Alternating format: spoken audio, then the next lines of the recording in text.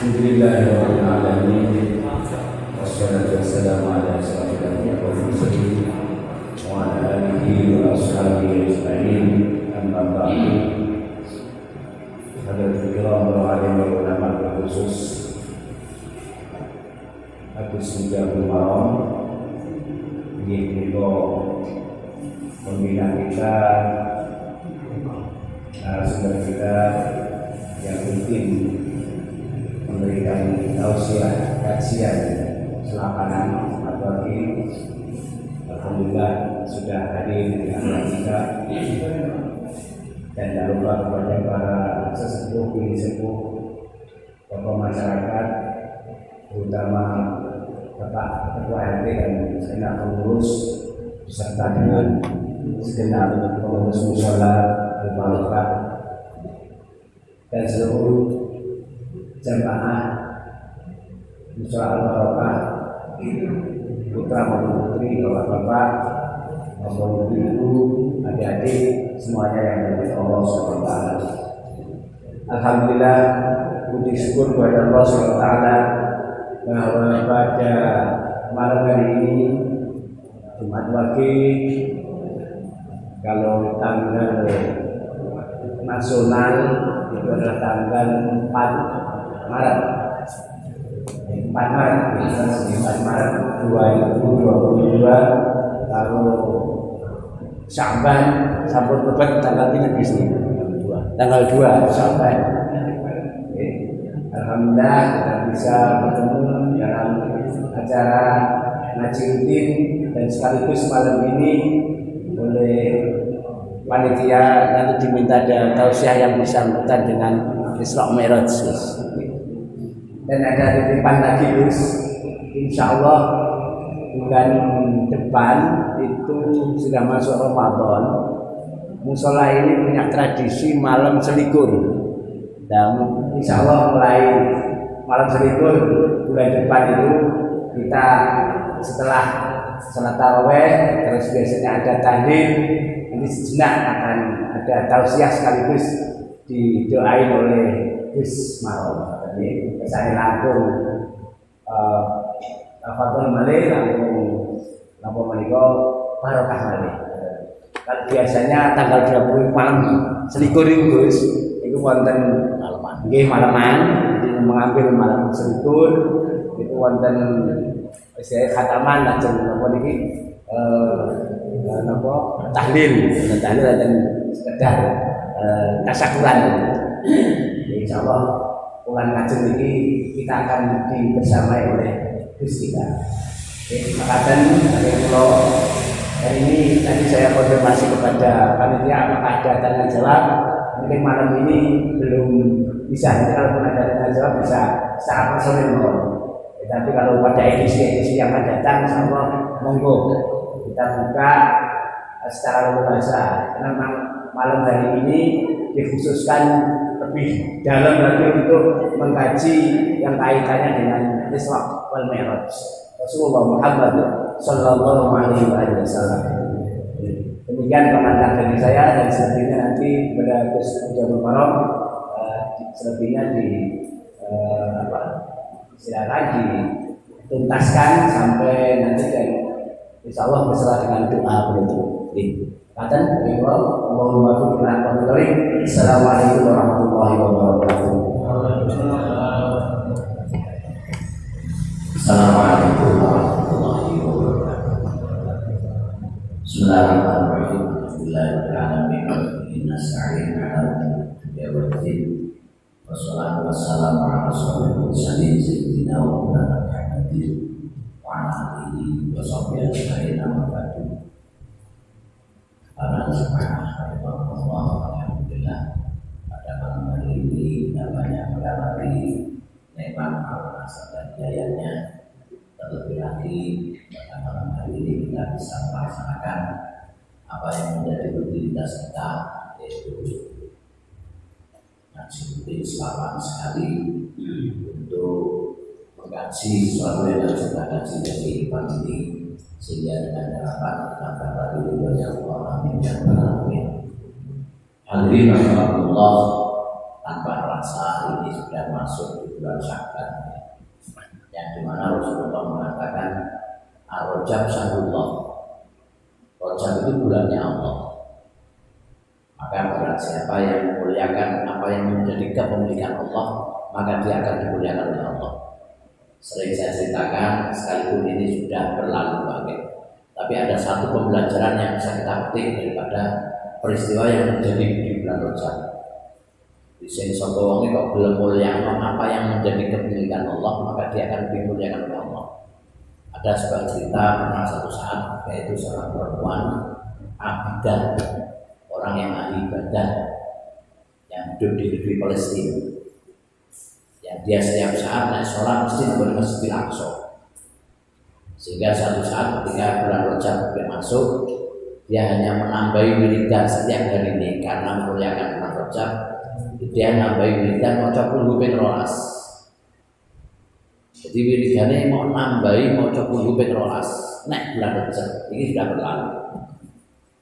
Sehingga ketika itu karena memuliakan bulannya Allah, maka ketika suatu saat dia meninggal, Pak. Nah sebelum meninggal dia pesan dengan anaknya, "Cung nek aku mati, tolong ulesono ules ngelek." Wallahu a'lam. Dengan dasar alasan apa enggak tahu. Cuman memang banyak para solihin, para wali ketika dia mau meninggal minta wasiat untuk dikafani dengan kafan yang dulu itu akeh, Pak. Termasuk Imam Sibaweh. Imam Sibaweh itu orang ahli nahwu.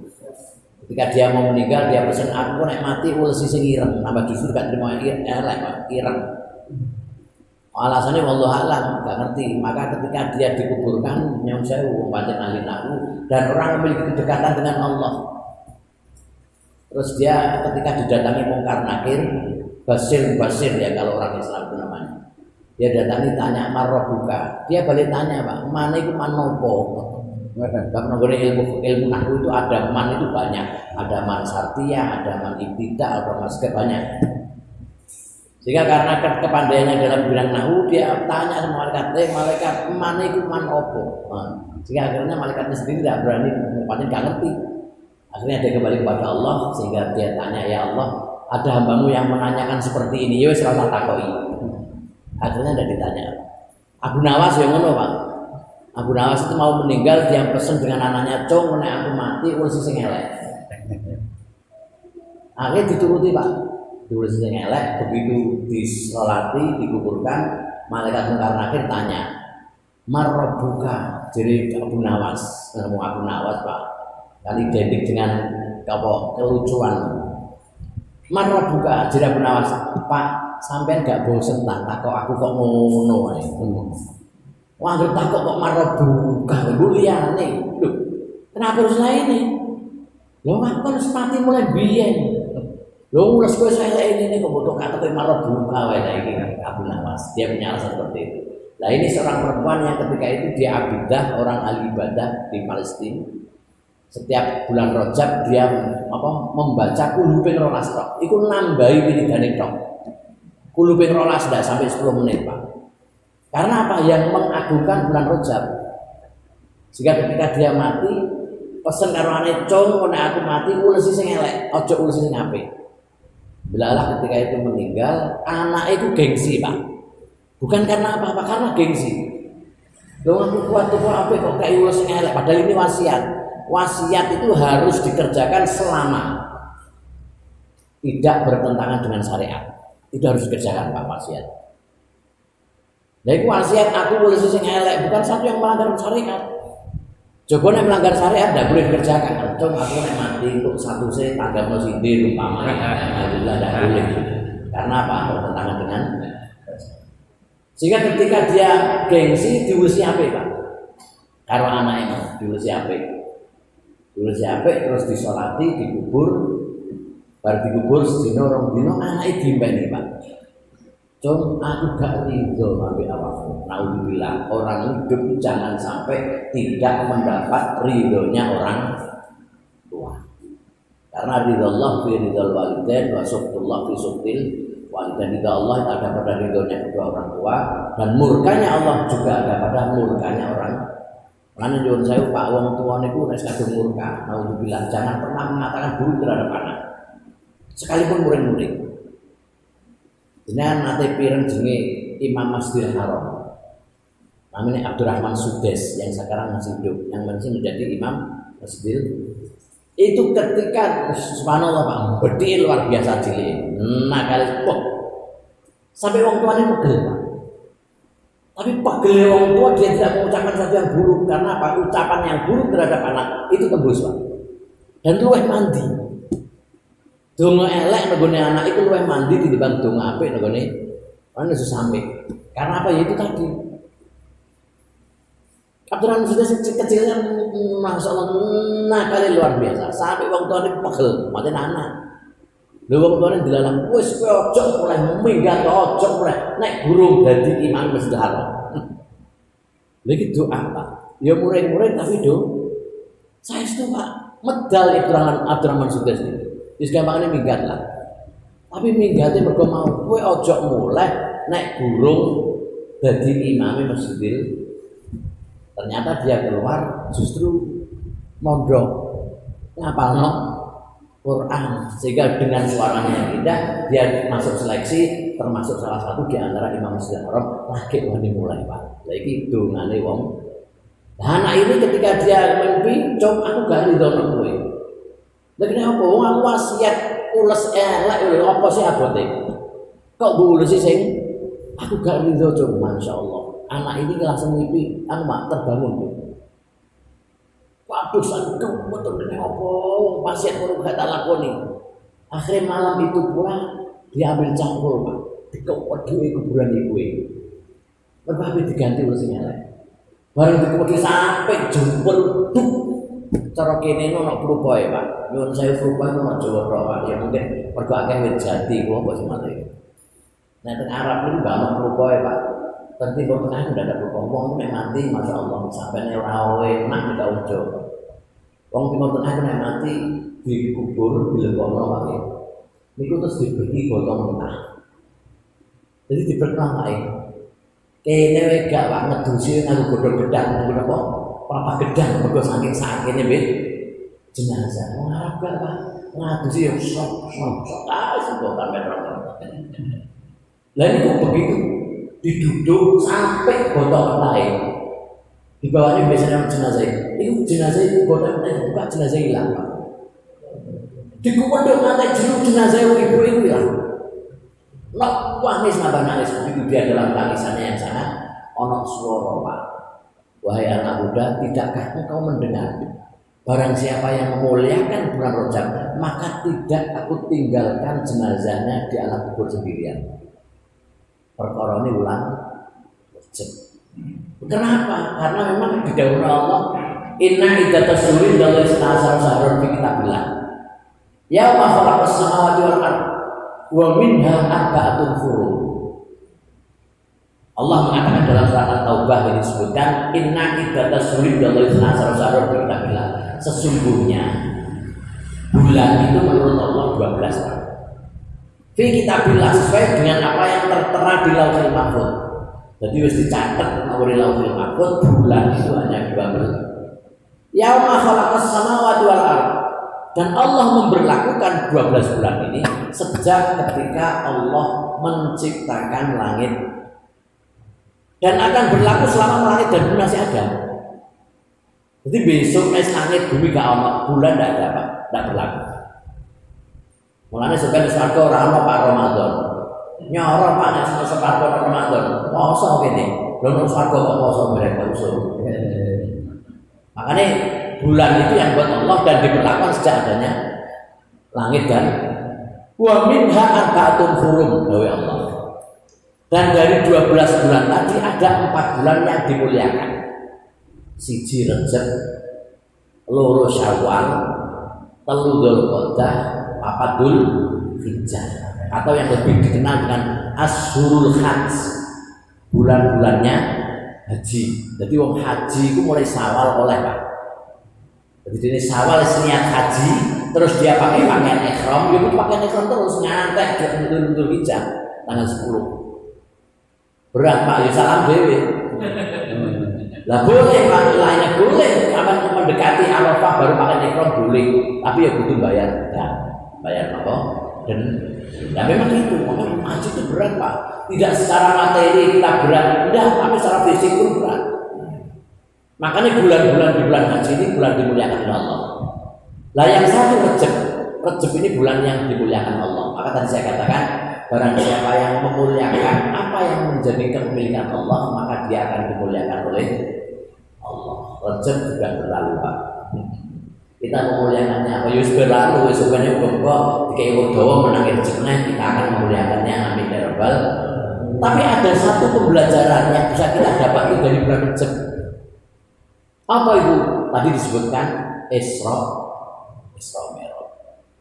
Isra itu perjalanan malam. Artinya Isra itu cara gampang ngelencer Pak. Mari kok boleh ngelencer Pak? Boleh. Apa yang tidak mau malam? Lampau melencer kan? Boleh. Karena apa? Paling tidak ketika orang itu melencer, dia pasti akan membesarkan Allah. Dia akan membesarkan Allah pasti Pak.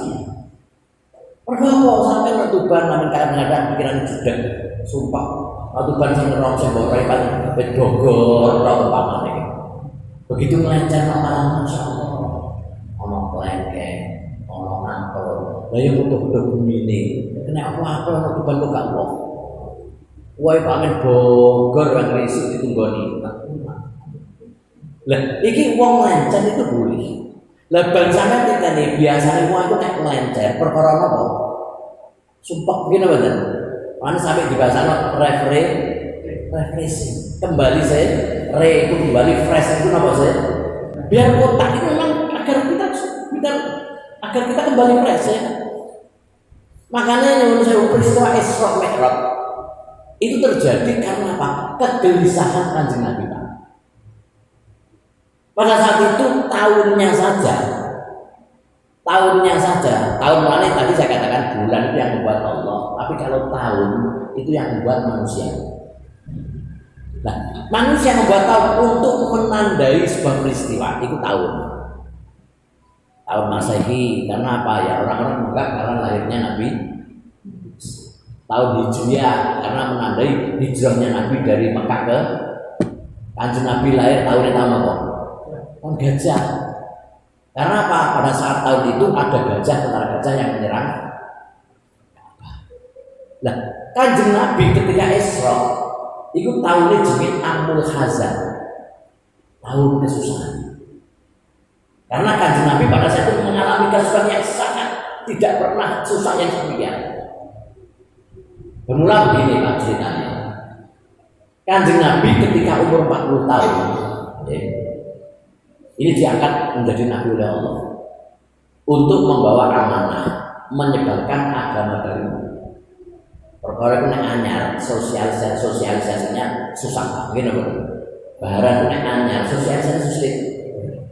Maka pada saat ketika Kanjeng Nabi diangkat menjadi Nabi dengan membawa agama baru, maka untuk mensosialisasikan agama baru ini sulit dan tantangannya luar biasa. Namun Pak, Kanjeng Nabi umur 40, pertama kali dia mengajak para sahabat itu keluarganya dulu. Pertama Khadijah, terus Zainab, terus Sayyidina Ali, Abu Bakar, keluarga-keluarganya sih. Barang lagi umumnya. Terus Kanjeng Nabi nyuwun saya. Begitu semakin hari semakin banyak orang yang beriman. Ini pembesar kafir Quraisy itu marah Pak. Lah pada saat itu kepala suku daripada orang Quraisy itu jenenge Abi Thalib, pamannya Kanjeng. Dan Abi Thalib menjadi satu tumpuan setiap permasalahan yang terjadi di kaum Quraisy itu Abi Thalib. Maka ketika Kanjeng Nabi menyebarkan agama Islam semakin hari semakin banyak. Ini orang-orang kafir Quraisy merasa risau, Pak, risih. Begini dijar-jar Muhammad ini kok sesuatu Mekah ini Islam kabeh. Akhirnya dijak damai Pak. Dijak damai. Pembesar-pembesar Quraisy ini menuju ke kepala sukunya Abi Thalib. Tanya Abu Jahal itu Abu Lahab itu dulure Abu Thalib. Abu Thalib piye ponakan belum pernah. Nah, terus piye ponakan? Lah itu agama kita ini sudah berpegang teguh nenek moyang kita, agama kita yaitu menyembah patung. Lah kok Allah ponakan Muhammad itu piye? Bawa agama baru menyembah Allah piye? Wah, kita itu risau lah terus piye? Wis ngene wae jere kafir Quraisy ngene wae. Muhammad celuk ya. Ayo kita damai. Piye damai? Muhammad kandhani. Kita orang kafir Quraisy gelem mlebu agama Islam, gelem melok agama Muhammad, tapi dengan catatan dene yo gelem nyembah pangeranku. Akhirnya dia gini, jadi aku sak minggu tak nyembah pangeran Muhammad, kok sak minggu mana Muhammad nyembah pangeranku. Muhammad diceluk, Muhammad dalam balik kalau mana iki lho ono masalah lebih ada apa? Iki pembesar-pembesar Quraisy gak terima kowe lho aku baru. Mun wong resah kabeh ngene. Wis ngene wae ngene. Wong kowe yo saja wis wis ngene gampang banget. Ayo api-apiane. Kowe nyembah wong-wong Quraisy iki gelem nyembah pangeran tapi sak minggu wae. Kowe yo gelem nyembah pangeran wong Quraisy sak minggu. Apa kata Nabi Muhammad? Wahai pamanku, andaikan matahari ada di tangan kanan, bulan ada di tangan kiri, dan bumi dibotno diberetno dodok, maka tidak sedikit pun akan aku lepas untuk mensiarkan agama, dan aku tidak akan pernah mengikuti agamanya. Sehingga turun surat Qul ya ayyuhal kafirun la a'budu ma ta'budun. Aku orang nyembah nok pangeran. Kowe ora usah nyembah pangeranku, gak usah apa-apa. Aku ora susah. Cuman akan menyampaikan kowe tak dudukno dalan sing bener iki. Muring-muring Pak kaya Quraisy. Kurang ajar Muhammad Jabi malam. Akhirnya nyuruh orang-orang Quraisy sepakat untuk mengembargo atau cara gampangnya ngono, cara biyen ngono. Pak Karno kan dulu pernah dibuat oleh Digul. Iku apa jenenge, Pak? Nek cara Islami takzir, Pak, disengker. Jadi Pak Karno ketika itu kan dia melawan pemerintahan kolonial Belanda gitu. Terus dia ditangkap, dibuat begini, Digul, diasingkan. Nah, bahasanya kenapa diasing? Kanjeng Nabi pada saat itu diasingkan, Pak. Diembargo. Muhammad dengan seluruh pengikutnya tidak diperkenankan menempati kota Mekah. Ditempatkan jenis Si'ib Abi Thalib, lembah Abi Thalib. Jadi lembah itu tempat di antara dua tebing. Jenis Si'ib Abi Thalib, lembah Abi Thalib. Jadi Muhammad dan sahabatnya tidak diperkenankan menempati kota Mekah dan dia diharapkan bertempat di Si'ib Abi Thalib dan tidak boleh mendapati asupan masakan makanan yang layak. Jadi saolone wis tak selama perjanjian ini, selama perjanjian yang ditulis di atas kulit unta jatuh dengan sendirinya, Pak. Kanjeng Nabi diembargo, Pak, diasingkan. Nah, perjanjiannya tidak boleh keluar dari Si'ib Abi Thalib, lembah Abi Thalib selama perjanjian ini tidak jatuh dengan sendirinya. Padahal itu ditulis sebagai kulit unta, Pak. Iki nek dilogika dengan akal, 20 tahun gak jeblok. Dicek dengan lawan Ka'bah perjanjian. Tapi delalah 2 tahun sudah hancur, Pak. Ya Allah memberikan mukjizat napa? Ngirim rayap iki mangani napa? Kulit ono rayap mangan kulit unta, ono, Pak. Rayap duriane kayu, Pak. Lha iki Allah. Nah, selama 2 tahun di lembah Abi Thalib ini, Rasulullah mengalami sangat pedih. Mergo gak boleh dikirim makanan, Pak. Kan sampai orang cerita sahabat ada yang sakit pada saat itu, lapar, saking laparnya 3 hari belum makan. Perjuangannya itu. Sehingga dia berjanji ini, aku kok demi pemangan.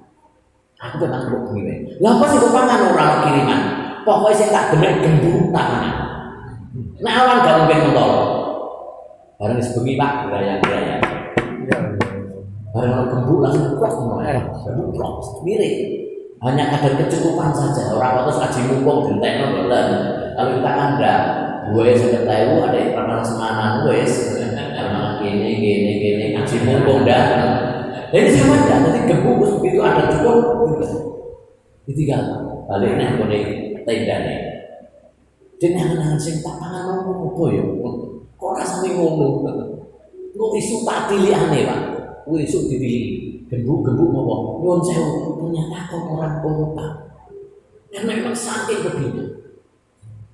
Dan kesusahan yang paling mendalam pada saat itu apa, Pak?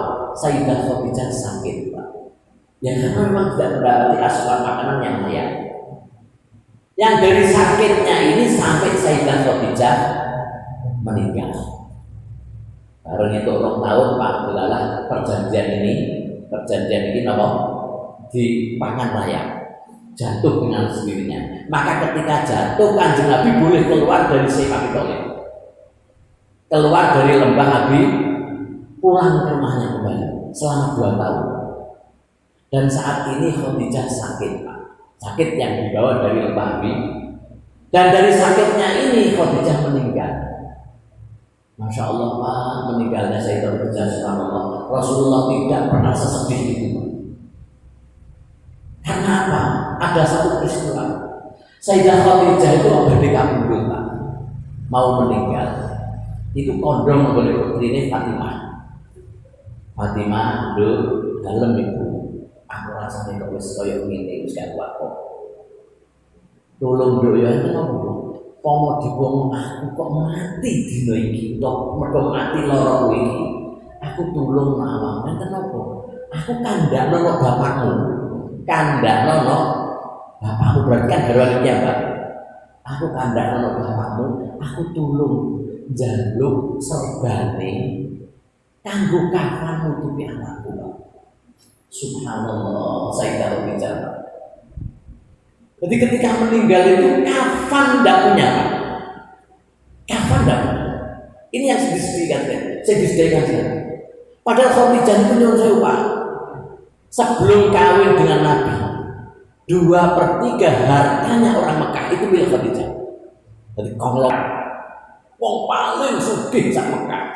2/3 hartanya kota Mekah itu milik Khadijah. Entek digawe berjuang Kanjeng Nabi, Pak. Bahkan selembar kain kafan pun tidak punya.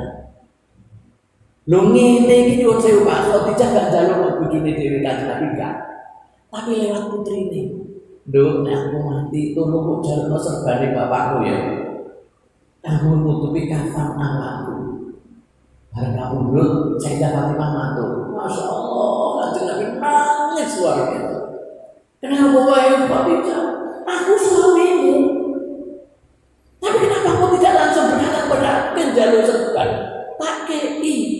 Lah Khadijah dia melakukan tujuannya apa, Pak? Karena dia tidak ingin mendapatkan balas jasa, enggak. Jangan-jangan perkara kok duwe dinekno dene njaluk juran kosong. Enggak, yang diharap enggak. Bahkan jauh sebelum meninggal ketika wis ketok fakir, iku pesen, Pak. Yo nang anake Fatimah. Enggak pesanan ngene Kanjeng Nabi langsung. Wahai suamiku, aku sekarang sudah tidak memiliki apa-apa. Dan perjuangan masih panjang sekali untuk menyebarkan. Kok andaikan saya mati, wahai suamiku, dan engkau membutuhkan dana untuk perjuanganmu, ambil tulang belulangmu jual untuk sebuah perjuangan. Atau memang engkau ingin menyeberangi sebuah sungai, sehingga ketika itu tidak ada jembatan, ambil tulang belulangmu untuk melewati apa? Sungai ini Khadijah. Jadi begitu dia sudah mau meninggal, saya nyerah awake untuk apa perjuangan. Maka ketika dia minta serban gak langsung, Pak. Lewat putrinya bergobok, kuatin, kok iki jaluk ijol. Lah ini, Masya Allah, saya tahu. Ini saya ditangis dengan Kanjeng Nabi, Pak. Jadi begitu kasih tahu Kanjeng Nabi, puas, Pak.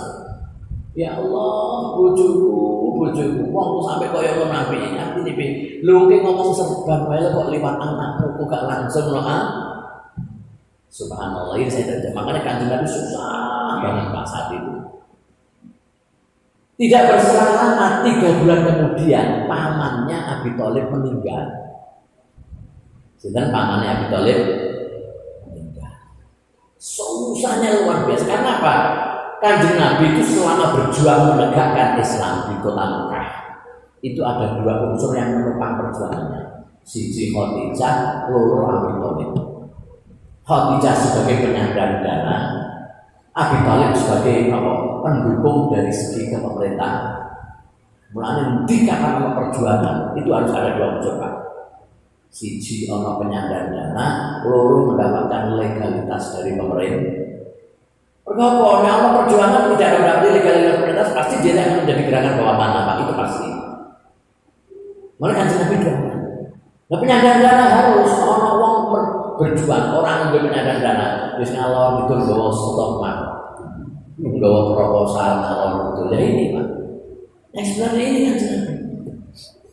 Sehingga ketika kedua orang penopang perjuangan yang Nabi ini meninggal, Nabi susah. Saking susah, tahunnya dikatakan Amul Hazan, tahun kesuh. Sehingga dari susahnya ini nyuwun saya Pak. Satu saat di malam tanggal 27 Rajab, Kanjeng Nabi gelisah Pak. Berada di tepinya Ka'bah. Winara saudara susah.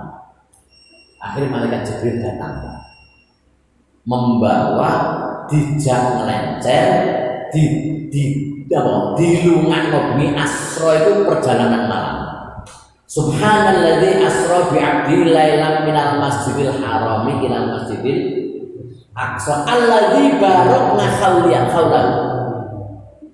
Subhanalladzi masjidan asra yang memperjalankan malam al-abdi pada hambanya minal masjidil haram dari masjidil haram alladzi barakna haulan yang di mana sisi kiri kanannya dari perjalanan Masjidil Haram Masjidil Aqsa ini sesuatu yang diberkahi. Artinya Rasulullah dipertunjukkan keindahan yang sangat luar biasa.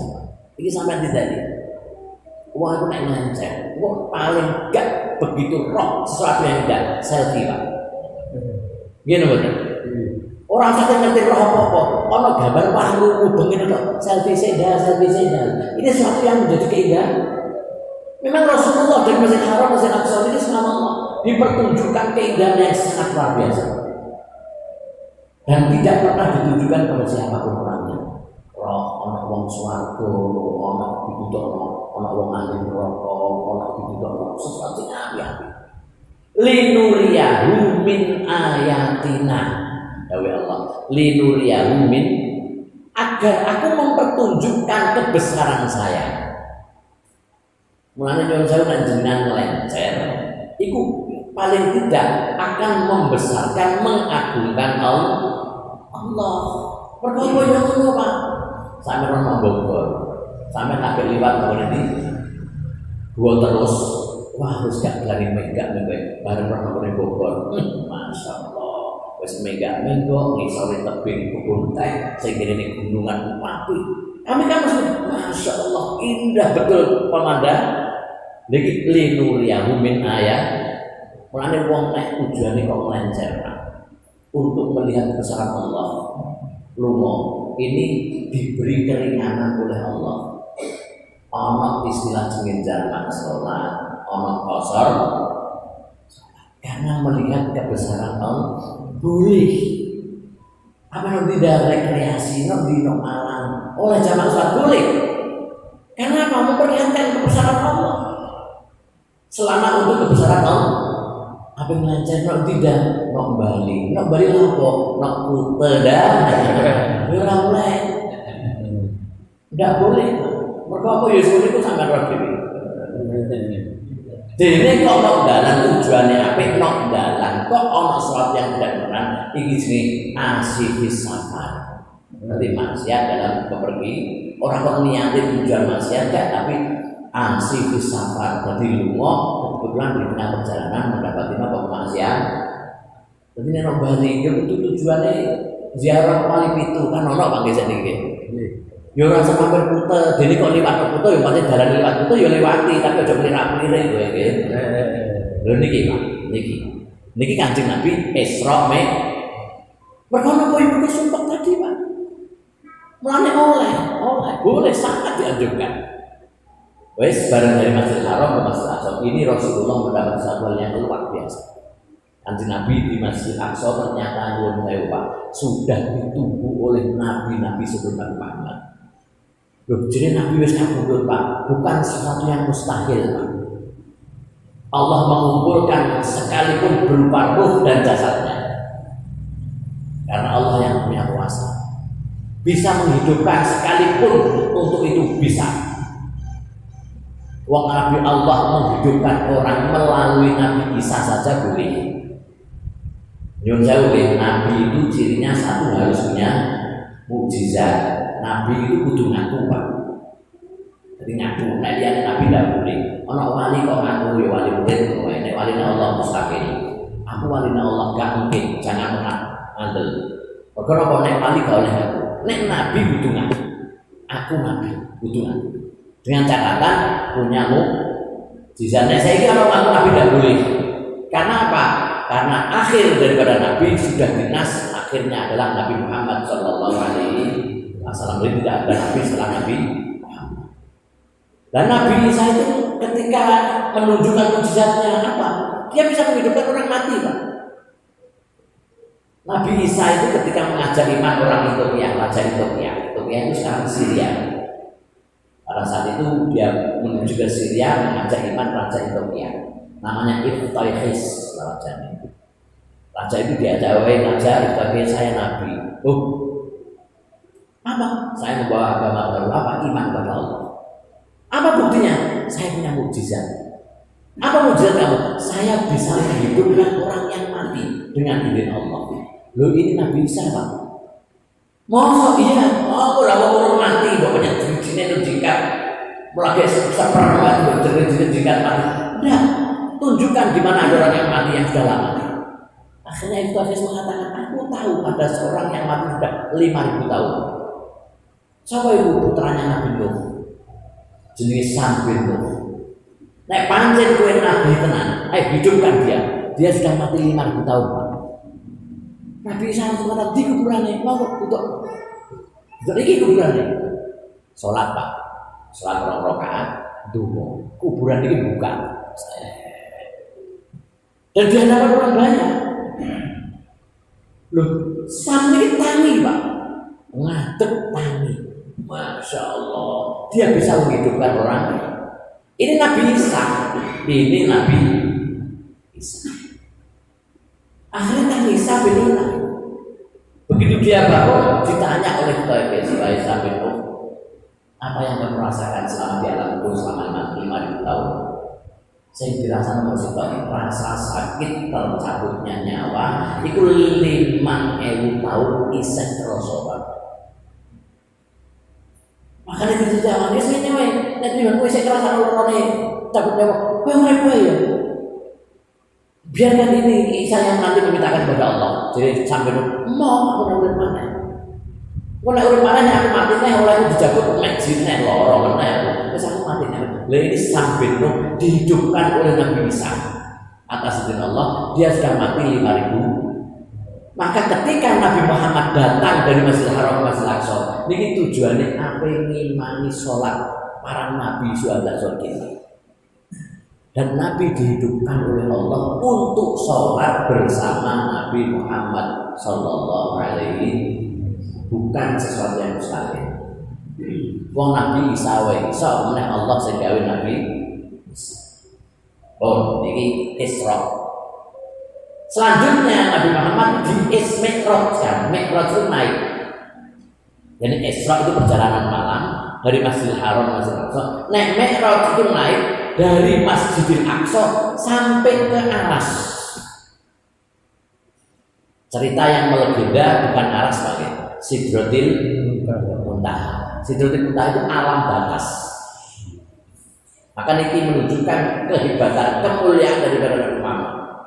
Sidratil Muntaha itu alam batas, alam perbatasan dari alam bawah dengan alam nurul. Lah malaikat Jibril itu adalah malaikat yang menjadi penduduk alam bawah. Maka dia bisa mengantar dari Sidratil Muntaha dong. Sehingga ketika mau naik ke aras ini, malaikat Jibril mengatakan, "Wahai Rasulullah, saya tidak mau untuk naik lagi."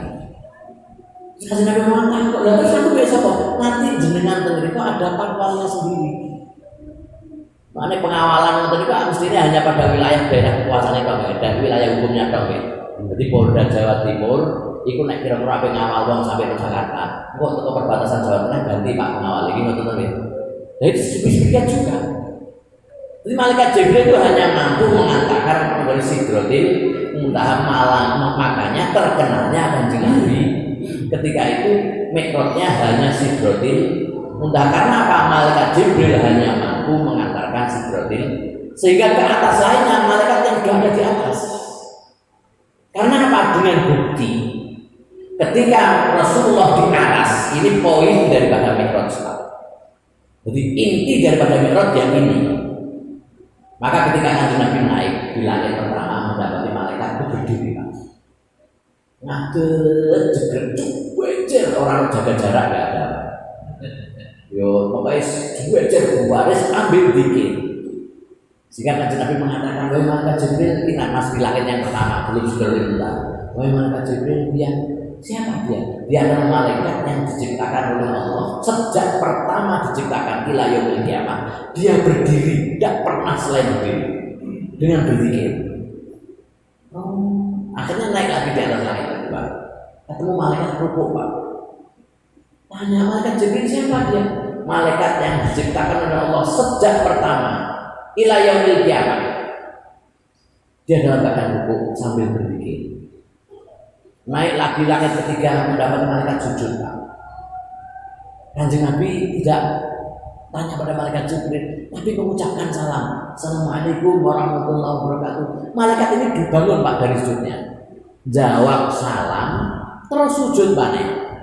Nah ini yang diambil dari sebuah perilaku yang dimana umat Nabi Muhammad setiap satu rakaat sujud tebing. Nah ini diambil dari situ. Makanya ketika di aras itu Nabi Muhammad minta, ya Allah, apa yang dilakukan aku temui oleh malaikat yang dilakukan malaikat sejak bilang pertama, saya minta untuk menjadi amal daripada umatku. Jadi apa so? Sampai pada akhirnya Kanjeng Nabi melewati lintas Baitul Maqdis ke alam sampai di hadapan Anas, berjumpa dengan Allah ibaratkan dalam sebuah cerita ila qaubi qausaini. Jadi Kanjeng Nabi itu menghadap Allah hanya berjarak 2 anak panah. Anak panah itu panjangnya sekian, Pak, 1 meter, Pak. Anak panah. Jadi Kanjeng Nabi itu menghadap Allah hanya berjarak ila qaubi qausaini. Begini kita berita. Hanya berjarak 2 anak. Ini kemuliaan daripada Kanjeng. Sehingga ketika menghadap ini nyuwun sewu, Kanjeng Nabi mengaturkan salam penghormatannya dengan mengatakan at-tahiyyatul mubarakatus sholawatut thayyibatu. Iki sing jenenge napa? Tahi. Mulane sampeyan iki kebetulan bincang iki materinya awal-awal iki masalah fikih. Nah, fikih itu paling utama adalah sholat. Sholat itu ono syarat, ono rukun. Sama ini. Syarat rukun sesuatu yang harus dikerjakan. Tapi ada perbedaan antara syarat dan rukun, tak berbeda. Nek syarat itu sesuatu yang harus dikerjakan, tapi dia di luar bagian sholat, di luar pekerjaan syarat. Jadi syarat itu sesuatu yang harus dikerjakan, tapi dia di luar pekerjaan. Kayak syaratnya mau SMA. Apa syaratnya? Kudu duwe ijazah SMP. Lho ini syarat. Nah syarat tidak termasuk rukunnya wong wis sekolah SMA enggak. Kalau sekolah SMA lagi punya ijazah SMP, ya berarti ya mau bawang. Nah syaratnya sholat itu sesuatu yang harus dikerjakan, tapi dia di luar pekerjaan sholat. Apa syarat sholat? Untuk bersuci, menghadap kiblat. Iki apa sah? Mana orang sholat nganggo gedung sah atau enggak, Pak? Ya sah. Wong sholat Allahu Akbar lagi nganggo gedung ini, ya udah sah. Orang sholat untuk aurat, sholat Allahu Akbar lagi, ya sah. Karena apa? Itu syarat. Maka harus dikerjakan, tapi dia di luar pekerjaan. Tapi nek rukun itu sesuatu yang harus dikerjakan dan dia termasuk pekerjaan daripada pekerjaannya sholat.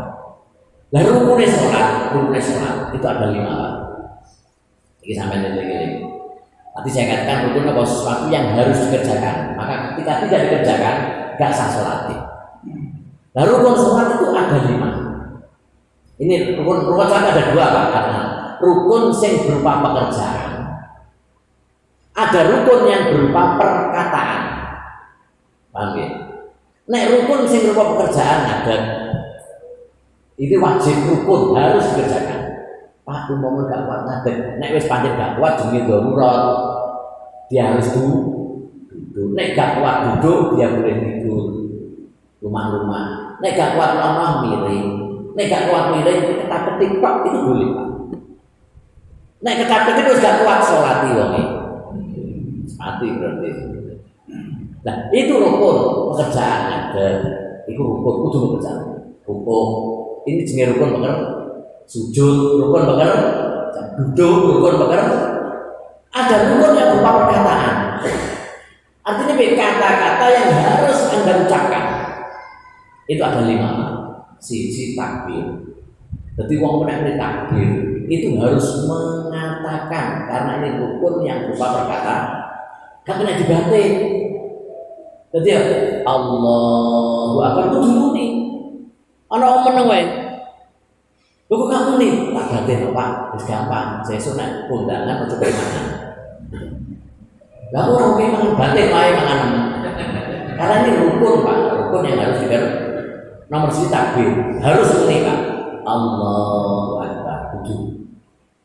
Nomor 2 Fatihah. Iku rukun. Jadi sampean muni kabiro walhamdulillah gak muni gak apa-apa. Langsung Allahu Akbar Fatihah boleh. Karena apa? Doa iftitah ini adalah nomor 2 Fatihah. Di sini sing ditakbir apa? Fatihah nomor 3 Pak. Ingat enggak kita Islam mulai cilik loh. Dan sholat mulai cilik apa yang nomor 3? Rukun yang berupa perkataan. Apa kira-kira? Yang harus kita ucapkan. Apa subhana rabbiyal azim wa bihamdihi rabbana lakal hamdu subhana rabbiyal a'la wa bihamdihi.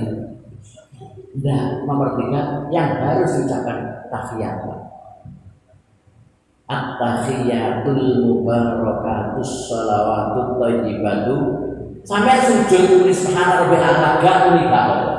Sah salatnya. Karena apa? Mengucapkan tasbih itu hukumnya sunnah. Yang menjadi rukun itu tahiyat. Lah tahiyat itu at-tahiyatulillah itu alal aqal minim. Nah, yang sempurna at-tahiyatul mubarakatus shalawatut thayyibatu. Karena apa? Tahiyat ini dialognya Allah, Nabi dengan Allah. Jadi ketika Nabi berjarak 2 anak-anak, niku Nabi mengucapkan salam hormat. At-tahiyatu. Ini cara bahasa Arab, bahasa pondokan. At-tahiyatu utawi rogo-rogo penghormatan. Jadi salam penghormat orang-orang tahiyat. Jadi tahiyat itu penghormat. At-tahiyatul mubarakatus shalawatut thayyibatulillah. At-tahiyatul mubarakah, tahiyat salam penghormatan yang penuh dengan berkah. Wa shalawatut thayyibat dan rahmat takdim yang penuh dengan keindahan. Itu lillah milik engkau ya Allah. Lagi Kanjeng Nabi matur datang Allah. At-tahiyatul mubarakatus shalawatut thayyibatulillah. Dijawab oleh Allah, assalamu alaika. Alaika itu padamu. Nek dia mau padamu nang ngarepe ta Jakarta. Dia ada banyak. Makanya ini istimewa Kanjeng. Dijawab Allah, assalamu alaika ayyuhan nabiyyu wa rahmatullahi wa barakatuh. Lafal ayyuha iki nek cara gramatika Arab Pak, bahasa nahwu itu untuk sebuah penghormatan. Jadi adat kata undang, wahai, hai, wahai itu dhewe Pak. Nah, kata nida, kata undang di bahasa Arab itu ya cukup, ya rojul wahai laki-laki. Tapi kalau ayyuhan rojul itu lebih menghormatinya. Loh ini Allah menghormati Pak. Assalamu alaika ayyuhan nabiyyu wa rahmatullahi wa barakatuh. Assalamu alaika ayyuhan nabiyyu wa rahmatullahi wa barakatuh.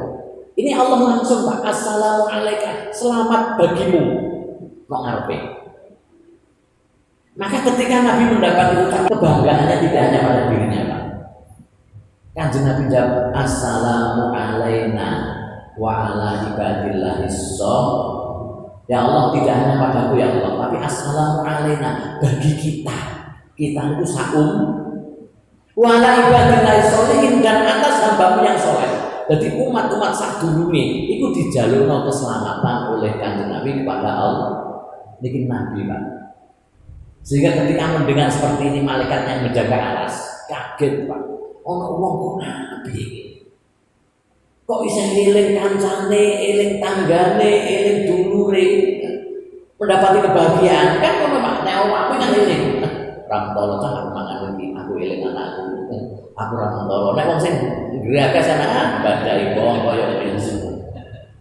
Tapi kan sehingga dari herannya malaikat menyaksikan, Pak. Asyhadu an la ilaha illallah wa asyhadu anna Muhammadar Rasulullah. Iki jenenge tahiyat. Tahiyat itu dialognya Nabi dengan Allah. Mulanya dengan sholat, ketika membaca tahiyat itu tidak ada jarak dengan Allah, Pak. Jaluk apa sampai Allah. Barang wis baru mengatakan salam tahiyat dengan dialognya sampai asyhadu an la ilaha illallah wa asyhadu anna Rasulullah. Ini tahiyat. Selanjutnya ini rukun yang tersendiri. Jadi rukun mau melakukan siji takbir, loro Fatihah, telu tahiyat, nomor 4 sholawat. Sholawat ini rukun tersendiri daripada tahiyat. Sebabnya apa? Berdialog karo Allah. Kanjeng Nabi didhawuhi ya Muhammad, labbaik dalam sendika ayahe Gusti. Al-jannatu liman ya Muhammad. Swarga boleh sapa? Dijawab orang Kanjeng Nabi laka ya Rabb dari panjenengan. Wa naru liman ya Muhammad. Neraka boleh sapa? Laka ya Rabb dari panjenengan. Semut damel ditakon Mas. Bumi boleh sapa, langit boleh sapa, kabeh takon boleh sapa. Milikmu wae ya Allah. Terakhir Kanjeng Nabi ditanya, "Wa liman ya Muhammad." Kowe nggone sapa? Niki Kanjeng Nabi tidak menjawab, malu. Hayaan dijawab. Jadi isin orang jawab isin berapa apa? Lah ya aku wong ngene terus sampe takon. Akhire Kanjeng Nabi dari malunya Rasulullah sujud, Pak. Puasa jaga Rasulullah. Maka ketika Kanjeng Nabi sujud, Allah dawuh, "Irfa ya Muhammad, cukup kowe rasa sujud." Didhawuh karo Allah. Kanjeng Nabi adek didhawuh, "Anta liman shalla alaik ya Muhammad." Kowe nggone wong sing gelem maca salat. Masya Allah, umat Kanjeng Nabi, Pak. Umat Kanjeng Nabi itu hanya sekedar membaca sholawat. Dia memiliki tidak sekedar nurnya saja, tapi sajasate Nabi Muhammad, sehingga diwarai carane maca sholawat yang kita baca dalam sholat. At-tahiyatul mubarakatus sholawatut thayyibatu lillah. Assalamu alayka ayyuhan nabi wa rahmatullahi wa barakatuh. Assalamu alayna wa ala ibadillahis sholihin. Asyhadu an la ilaha illallah wa asyhadu anna Muhammadar Rasulullah. Shalawat ini Allahumma sholli ala sayyidina Muhammad wa ala ali sayyidina Muhammad kama shallaita ala sayyidina Ibrahim wa ala ali sayyidina Ibrahim sampai fil alamina innaka Hamidum. Iki sholawat. Mulane sholawat itu sing sama Allah hanya dua. Namanya ini. Sholawat itu sing sama Allah itu hanya biniliane itu karyane wong untuk memuji Kanjeng Nabi berharap mendapatkan syafaat. Ana sholawat Maria, ana sholawat Nasisia, ana sholawat sholawat Fatih, ana sholawat Tibil Qulub. Semuanya itu bacaan manusia untuk mendapatkan kemuliaan. Tapi nek sholawat Allah hanya dua, siji sallallahu ala Muhammad. Nomor 2 sholawat Ibrahimi. Ya, niki sholawat sing saking Allah. Sehingga sholawat ini menjadi rukun sholat. Nggone napa di dalam sholat. Mulane rukun nomor 1 takbir, nomor 2 napa Fatihah, nomor 3 tahiyat, nomor 4 sholawat, nomor 5 salam. Kenapa kok salam? Karena salam adalah merupakan akhir dari bacaan sholat. Jadi sing jenenge salat apa to? Aqwalun wa af'alun, perkataan dan pekerjaan. Mufattatahatun bin takbir, yang diawali dengan takbir, wa mufattatahatun bin taslim, dan diakhiri dengan salam. Jadi sekali sampai wis assalamualaikum, itu wis berarti sudah keluar dari pekerjaan sholat. Melengak hukumnya sunat, sampai gak melengak gak apa-apa. Kau memanggil bek makmumi. Assalamualaikum warahmatullahi wabarakatuh. Gak melengak. Jadi makmumi, oh juga barbar gak kau mirip. Nah ini salam niku melengak niku hukumnya musul. Dan yang paling menjadi bagus itu yang pertama, assalamualaikum. Ini pertama. Yang kedua, hukumnya sun. Tapi sekalipun sunat ketika sebelum Anda melakukan yang kedua sekalipun sunat, kok sampai batal sholatnya? Jadi assalamualaikum warahmatullahi wabarakatuh. Assalamualaikum warahmatullahi. Oke. Terus sampai ngentut, wes lereni. Sah sholat. Assalamualaikum warahmatullahi wabarakatuh. Sah. Ojo kok terus no. Nah, assalamualaikum warahmatullahi wabarakatuh. Terus terus assalamualaikum. Sekalipun sunat, tapi ini pekerjaan daripada sholat. Monggo sholat batal. Paham ya? Ini nama pekerjaan sholat, dan sholat ini adalah buah tangan daripada mikrotnya Nabi bepergiannya dimulai wong nek lunga iku gawe adat oleh sampai lunga kok gak oleh ora dibuka lawan Pak. Turun gerdu. Mulane niki sebab buah tangan yang didapat dengan Nabi ketika dalam bepergiannya ini dirasakan oleh umatnya ila yaumil kiamah dan menjadi ukuran daripada umat Islam. Awwalu ma yus'alu bi yaumil kiamah as-shalat. Besok itu yang pertama kali ditanyakan oleh Allah ketika dari kiamat itu sholat. Mulane sholat kerjakan dengan khusyuk. Karena apa? Nilainya ibadah Anda tergantung sholat. Jadi diceluk marom, kalau sholat itu belum songo, wis zakat itu tak mau poso nek ada wis bareng delok marhaban. Sholatnya kok bebek solo loro.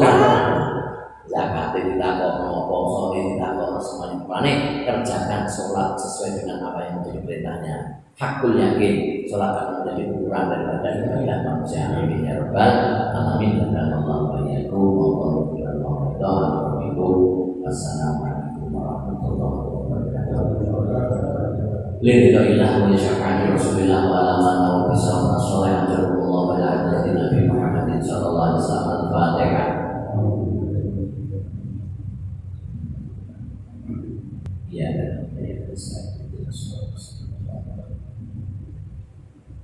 Bismillahirrahmanirrahim. Alhamdulillahirabbil alamin. Wa yu'affiru zikra ya rabbana wa kama yanbaghi li sultanik.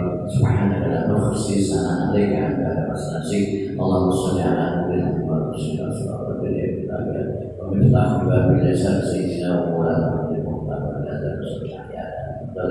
Allahumma ta'ala alaina ya Allah bi hikmati wa alaina rahmatika wa dzakir ulama asina ya jalal wal ikram. Allahumma innana wa tinana wa auladana wa amalana ya Allah autana indaka wa ti'atan ya man la yudhiru ikhfanna wa tinana wa auladana wa amalana. Allahumma ighfir lana syirkana wa dhunubana wa sayyidina. Allahumma ighfir lana wa walidayna warhamna kama rabbayana shighra. Allahumma barik lana fi sya'ban wa ballighna ramadan bi rahmatika wa Allahumma salli ya ilahana ya Allah mimman talibu dasar Allahumma salli ya Allah bi hadhihi al-sinna Muhammadin sallallahu alaihi wasallam bi jayyidil Muhammad sallallahu alaihi wasallam wa ala alihi wa jama'ati ya Allah subhanahu wa ta'ala min ahli al-ilm wal khair wa la ta'ala sallallahu alaihi wasallam wa kalamina lillahi ya jalil ala Allah rabbana atina fid dunya hasanah wa fil akhirati hasanah wa qina adzabannar subhanallahi wa bihamdihi wa sallallahu alaihi wa sallam.